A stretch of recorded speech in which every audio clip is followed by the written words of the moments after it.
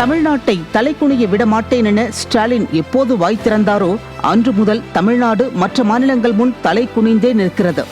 ஒரு அவமானம் மறைந்து தலையை நிமிரும் முன் அடுத்த அவமானம் ஸ்டாலின் அரசின் தலையை முழுவதுமாக குனிய வைத்து விடுகிறது.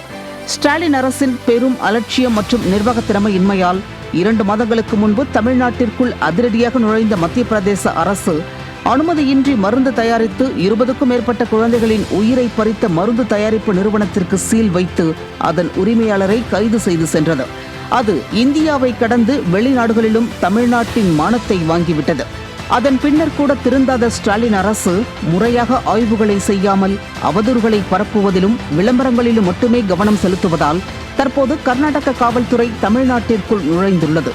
திருப்பூரில் கடந்த 2 ஆண்டுகளுக்கு மேலாக இயங்கி வந்த போலி நந்தினி நெய் உற்பத்தி ஆலையை கண்டுபிடித்து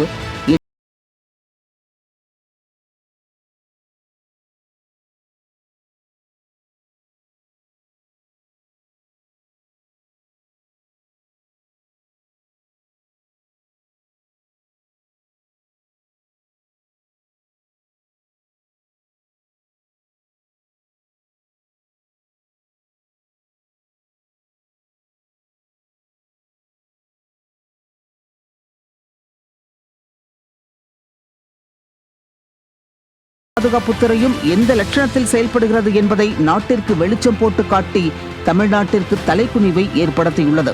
மேலும் இந்த கும்பலின் முக்கிய குற்றவாளி தப்பி ஓடிவிட்டார் என்பது ஸ்டாலின் அரசின் கீழ் இயங்கும் காவல்துறை செயலற்று போய்விட்டதையே காட்டுவதாக விமர்சிக்கிறார்கள் மக்கள்.